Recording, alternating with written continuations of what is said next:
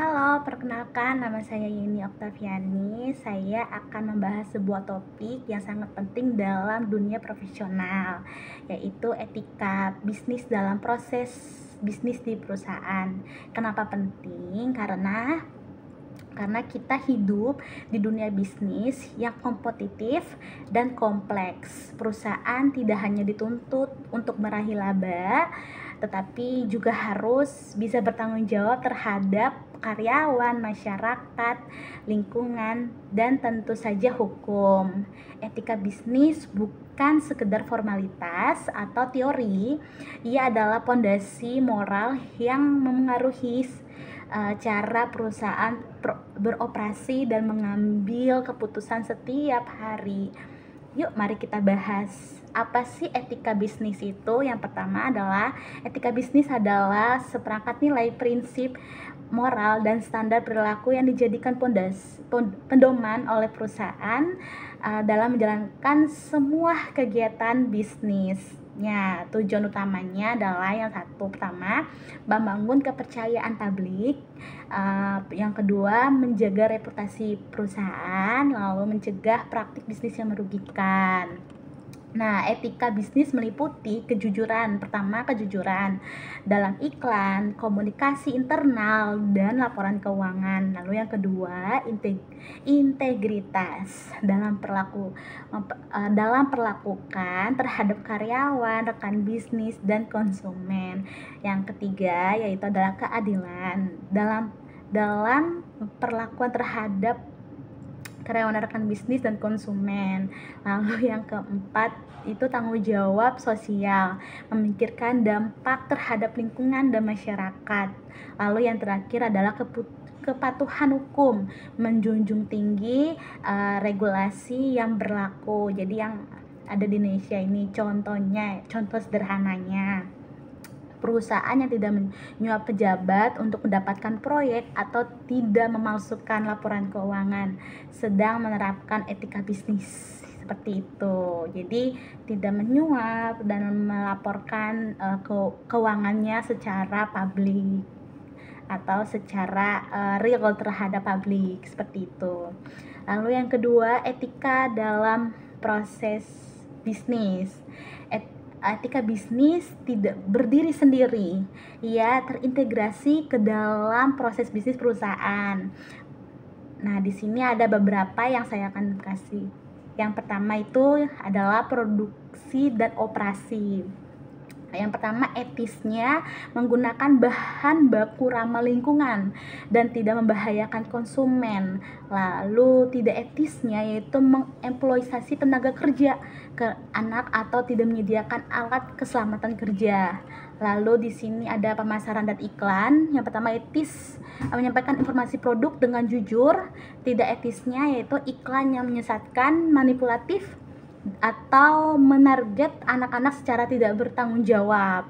Nah, di sini yang kedua, keuangan dan akuntansi. Yang pertama, etisnya menyajikan laporan keuangan yang secara transparan dan akurat dan secara publish.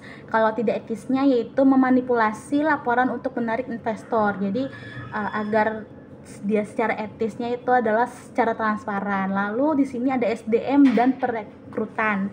Etis memberi kesempatan yang adil, menghargai keragaman, dan melindungi hak pekerja. Tidak etisnya diskriminasi dalam rekrut, pelecehan, atau ketidakadilan upah. Jadi biar ada dua, baik etis maupun tidak etisnya. Di sini saya akan menjelaskannya. Lalu yang ketiga itu adalah kendala dan tantangan dalam penerapan etika bisnis. Meskipun terdengar ideal, tidak semudah itu. Prakteknya itu tidak semudah yang kita pikirkan. Banyak perusahaan besar yang mungkin banyak perusahaan besar yang mungkin pastinya tidak mudah untuk mempraktekkan itu semua. Apalagi ini adalah etika berbisnis di dalam sebuah perusahaan. Apalagi kalau sudah perusahaan besar, dia harus menjunjung tinggi karyawan, masyarakat, maupun orang-orang di sekitarnya. Apalagi konsumen yang sudah mempercayai sebuah produk yang dia produksikan. Itu tidak tidak mudah untuk melakukan penerapan itu, apalagi setiap perusahaan ada kelemahan, ada tantangannya, terus juga ada kendalanya. Pasti banyak banget perusahaan besar maupun perusahaan kecil yang sedang merintis untuk menjadi perusahaan besar. Nah, di sini saya akan menjelaskan bagaimana kendala dan tantangan dalam penerapan etika bisnis itu sendiri. Yang pertama itu adalah konflik antara etika dan target bisnis, dan di sini ada dua perbedaannya. Kadang untuk mencapai target penjualan atau laba, perusahaan tergoda mengambil jalan pintas, potong biaya produksi, terus abaikan standar keselamatan atau manipulasi dana. Ini konflik klasik antara keuntungan jangka pendek dan etika jangka panjang. Jadi perusahaan itu selalu tergoda karena agar bisa menjalani perusahaan yang besar atau sudah sesuai dengan targetnya, banyak perusahaan yang tidak memikirkan jangka pendeknya ataupun jangka panjangnya.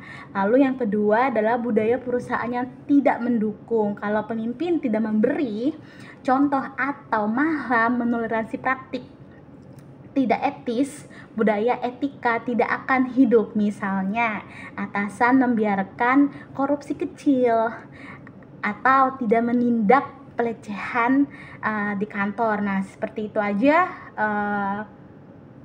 Pimpinan aja tidak memberi contoh yang baik untuk karyawannya. Bagaimana karyawannya untuk mempraktekkannya di lingkungan pekerjaannya itu. Lalu yang ketiga adalah tekanan dari persaingan. Dalam kompetisi ketat, perusahaan bisa tergoda untuk meniru strategi tidak etis pesaing. Wah, ini udah banyak banget ya, apalagi zaman sekarang kan peniru itu sudah banyak. Nah, kalau dia tidak ada tekanan, mungkin banyak perusahaan yang tidak meniru gitu, seperti mengopi produk tanpa izin atau menyebar hoax untuk menjatuhkan pesaing. Wah, ini udah banyak produk yang mungkin sama atau mungkin namanya berbeda tetapi dengan rasa yang sama, seperti itu, atau makanannya sama tapi namanya rasanya berbeda tapi namanya sama, hampir sama ya. Contohnya itu kayak ayam geprek bensu seperti itu. Ini hanya contohnya saja. Lalu yang keempat itu adalah kurangnya pendidikan dan sosialisasi etika. Banyak karyawan tidak tahu mana yang benar dan salah karena perusahaan tidak memberi pelatihan kode etik, hanya jadi dokumen di laci, bukan budaya kerja nyata. Jadi kita perlu memberi perusahaan tuh pelatihan, atau karyawan tuh kita memberikan pelatihan untuk karyawan. Lalu yang terakhir adalah lemah penegakan hukum. Di Indonesia walaupun banyak aturan, praktik penegakan hukumnya masih bisa ditingkatkan tanpa sanksi tegas. Pelanggaran etika dianggap resiko kecil, kayak gitu. Jadi di Indonesia itu masih banyak banget praktik-praktiknya lemah hukum, dan apalagi kalau misalnya hanya dia menyepelekan seperti resiko kecil gitu, tapi itu resiko kecil itu bisa menjadi besar, seperti itu. Nah, di sini saya juga akan memberikan contoh. Yang pertama itu adalah saya akan memberikan contoh perusahaan Unilever Indonesia. Penerapannya, di sini ada 3 penerapan etika dan tantangannya. Yang pertama yaitu penerapan pengelolaan limbah plastik, program sustainable living, edukasi konsumen, lalu etikanya, komitmen terhadap lingkungan, kesehatan konsumen, dan transparansi pemasaran. Lalu tantangannya itu mengurangi emisi dan plastik sambil menjaga efisien bisnis. Lalu perusahaan yang kedua adalah Telkom Indonesia. Penerapannya good corporate governance, transparansi informasi publik, akses layanan ke daerah terpencil.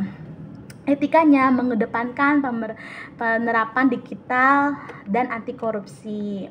Kesimpulannya, etika bisnis adalah hal mendasar, bukan pelengkap. Ia membentuk reputasi, membangun kepercayaan, dan menentukan kelangsungan hidup perusahaan. Lalu penerapannya harus nyata, bukan hanya di atas kertas, harus tertanam dalam budaya kerja, mulai dari level atas hingga bawah. Lalu yang ketiga, kendala pasti ada, tetapi bukan alasan untuk menyerah. Komitmen pemimpin, pelatihan karyawan, sistem pengawasan, dan keterlibatan publik sangat penting. Lalu yang terakhir, banyak perusahaan di Indonesia sudah menunjukkan bahwa menjadi etis bukan berarti tidak untung, justru bisa membangun keuntungan jangka panjang dan keberkelanjutan.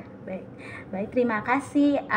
Semoga materi ini memberi kepahaman lebih dalam tentang pentingnya etika dalam dunia bisnis. Sampai jumpa kembali.